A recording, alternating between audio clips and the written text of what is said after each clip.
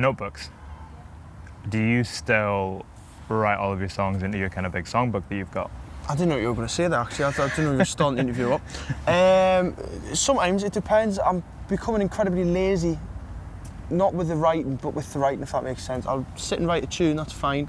But 9 times out of 10 now, I'll just put it on my phone, I'll record it. I'm incredibly laxy-daisy now when it comes to holding a pen and paper and sitting jotting it down. So no. But on the other hand, sometimes when you write 4 and 5 songs, you don't want to forget any. You don't want to just keep them on a phone. So I do. But my lass is good for that. She's got nice handwriting. She just writes it down for us about 85% of the time. So yes and no, to answer your question. It's interesting because when you listen back to those first couple singles that you put out, it makes sense, the idea of it coming from that notebook, that kind of intimacy, in the way that you can imagine those songs being written in that space. But when I was watching you soundcheck just now, you very much got the full band sound at this point. It's the whole kind of rock and roll thing going on. What was that process like for you of expanding the sound out from the first guitar as to what it is now, and how did you kind of go about also recruiting the band and putting that all together? Well, it was a bit of a learning curve with the whole band thing because, I fell in music doing gigs, you know what I mean? There's a lot of people that get into music and they've been around bands and stuff since they were bands and all that kind of stuff. I wasn't like that. My first imagery of bands and of music was I was supporting them and I was on stage, so it was all new to me. But I always wanted to do the band thing eventually. I suppose it just takes a little bit of time to get it sorted, but I suppose you are right. Going from the first songs, particularly It's Gonna Get Better and Waiting for the Rain, which I wrote, Waiting for the Rain, for instance, I wrote that when I was 16. I didn't even know what a drum was when I was 16, do you know what I mean? I was just playing them songs because I'm passing the time and all that. Whereas now, I've got a better musical understanding to the point where I can write songs for the band and I can also write songs acoustically. Some songs sound better with the band, some songs sound better without. It was a tough process putting the band together. I don't have any kids, don't have a lot of dogs, but I can only compare it to having a lot of dogs or having some kids because them, can you swear in this interview? Yeah. Them morons in there, you see what I've done there, twisted it. No, them total morons in there. I love them, they're like my family, but fuck me, they're hard work, do you know what I mean? Particularly the drummer, who is one of the best drummers I think I've ever seen. But he's like... It's always a drummer. He's like a puppy, mate. He just wants played with. It sounds wrong. But you know what I mean? He just wants entertained all the time. But he's great and I love him. I love that whole band. And it's great because obviously when I was coming to gigs, in the early days, it would just be me and Lee. You know what I mean? It'd just be me and my manager. I'd be driving to gigs and acoustic guitar in the back. I love Lee and he's great and we have good banter. Now there's another 4 lads in the van, do you know what I mean? There's that camaraderie. It's almost, I can only relate it to back when I used to play football and play for football teams. You've got that kind of changing room banter. So today, for instance, we've got a long time since we're on. I'm going to be stuck in Glasgow for probably about the next 4 or 5 hours. And I've got a group of lads in there that I can sit and pass the time with, do you know what I mean? So there's good things and there's bad things about putting the band together, but it was definitely a stressful experience. That also seems like something that will become more important as you continue to progress and as the project continues to grow. Having that tight-knit group of people around you seems like it will become something that could be quite pivotal. Yeah, well I think, and I'm not one for sacking people, as I've just said, that band now, they're effectively my family. The bass player's been one of my best mates for years. The guitarist, me and him, have clicked, and me and Louis, as much as I hate him, we're just as daft as each other. So I can never see us getting rid of any of them, and hopefully they don't leave. So the band's only going to keep on growing. The next thing's bringing in a keys player, and before you know it, it'll bring in somebody to play the French horn or something like that, and then, who knows what'll happen. So the band's definitely going to grow. I don't think I'll go back to playing fully acoustic, but so like I said, man, I know I've got a half-decent voice, and I know I've got some good tunes, and I know that I'm capable of doing the acoustic stuff and doing the band stuff. So it's just going to take a little bit of time to get used to it again, I suppose. But no, you are right, it is becoming pivotal to my performance and my career, having the band. But it's only going to get bigger, do you know what I mean? It's just going to be more learning. I've only done this for a few years now and I'm still learning every day. I've got a hell of a lot more to learn, and I'm sure it'll come within the next months and years. I mean, speaking of learning, you did your 3rd single with Noel Gallagher. He produced that for you.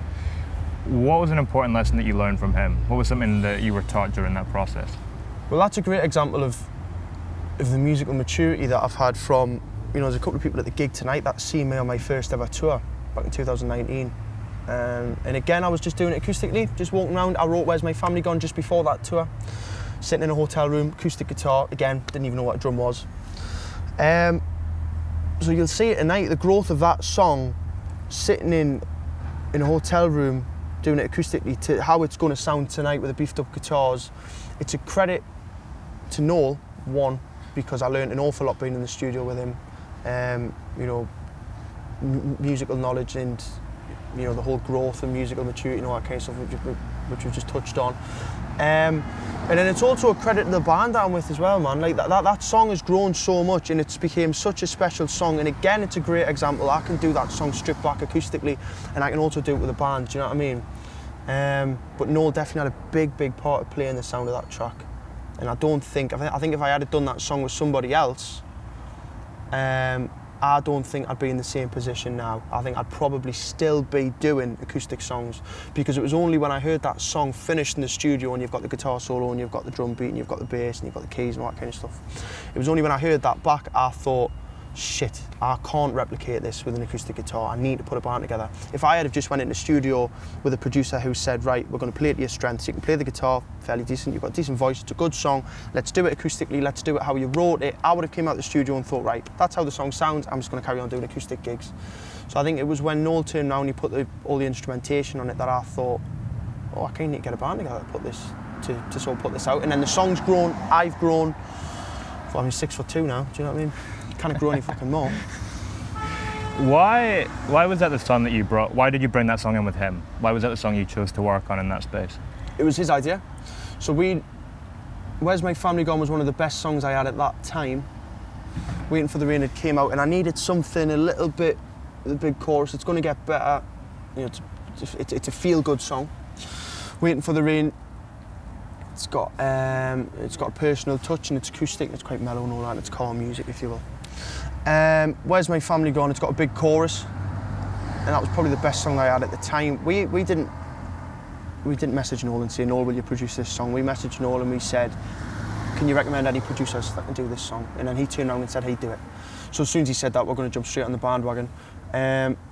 We played him a few songs, sent him a few demos, and that was the song he wanted to do. I'm perfectly happy with doing that song. Me and Noel I'd like to think we worked well together. I like to think he got probably the best out of me. And I definitely think that you know we had some Noel star moments in there. You know, the guitar solo and stuff, it was a stroke of genius. He played the bass on the record, he'd done that impeccably. So yeah, I think we kind of bounced off each other. There was a lot of talk of Man City, a lot of talk of Newcastle. Derogative talk towards Newcastle, I might add. But no, it was a really good thing to be a part of. Really good thing. The single after that, Memories, you did with Richard Woodcroft? Yeah. Yeah. What sort of new ideas did he bring into the creative process? Well, he's won a Grammy, do you know what I mean?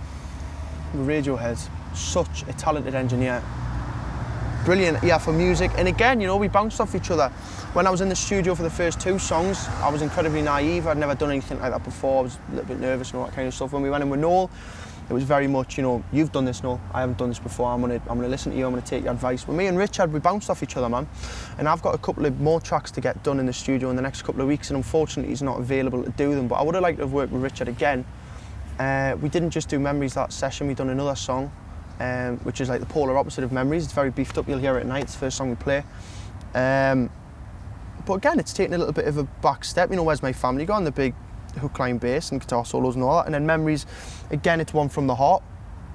We've hit a good mix of songs. Nothing has, you know, every song that you hear by me now that's been released, you know it's Andrew Cushin. You know, there's nothing too, I'm not fucking Motley Crue. Do you know what I mean? I'm not thrashing metal, fucking guitars around and all that kind of stuff.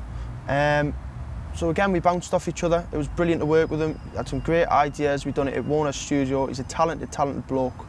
But I'm eager and excited to see what the reaction's going to be like for the other song that we've done, because that's another fucking great tune as well, man. I think that'll hopefully be coming out towards the end, yeah. But he was a good person to work with, Richard. I've got a lot of respect for that bloke. A lot of respect for him. Again, there was a lot of football chat. Sheffield Wednesday fan. I kind of got one up by Sheffield Wednesday. You know, when you go into a studio with a producer who supports Man City, you've really got a leg to stand on. You go in with somebody who supports Sheffield Wednesday, you know, fucking big up the tune, you know, that kind of stuff. It's interesting because that single, it looks at male mental health. And that's the kind of subject matter that feels like it's at the heart of it. Was that something that you were just pulling from your own experience, or were you also pulling from the experiences of people around you? That's a very good question. I pulled it from my personal experience. I'm not going into too much on this interview, but anybody that knows me will know the situation that I find myself in. It's not a very nice situation to be in by any means, but I'm fortunate enough that I can turn it around into something fairly positive. The situation at the minute, or at the time of writing it, was, you know, when the lockdown and male mental health was worsening, suicide rates were on the up, and it was fucking it's a horrific time to put the news on. Fucking horrific time. And you know, and there's a line in that song, "What is a man and what can he do?"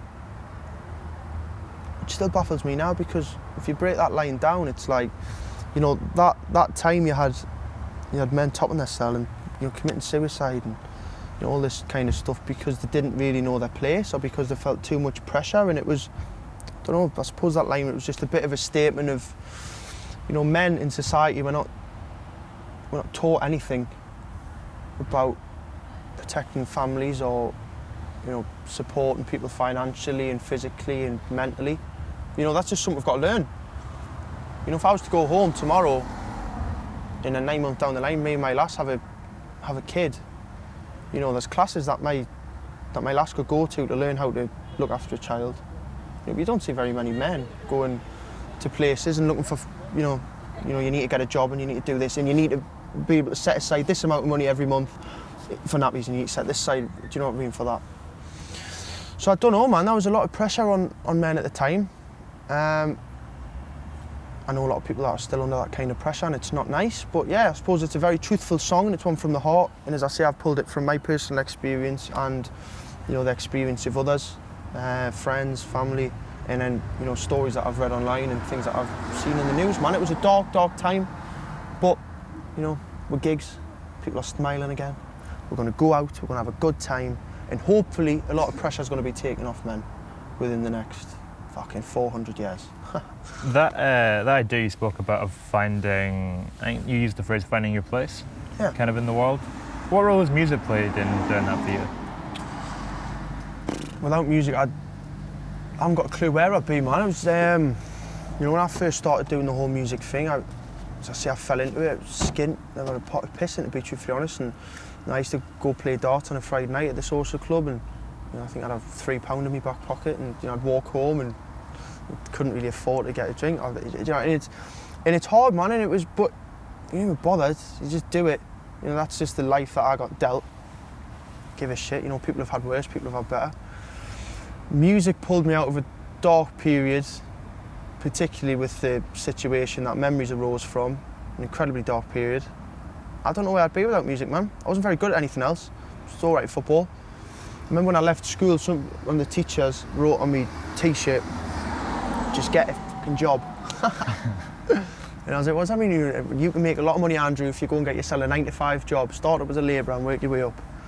And at the time, I remember thinking, no, fair play, thinks I can make a lot of money. Looking back, I think, you bastard. Do you know what I mean? How fucking dare you put me down like that? Prick, man. If it wasn't for music, I don't know where I'd be.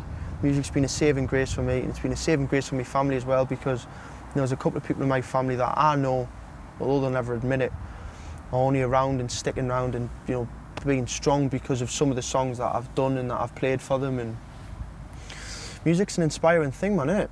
Richard Ashcroft, music is power. It really is. It really is. That feels like a nice note to wrap it up on, man.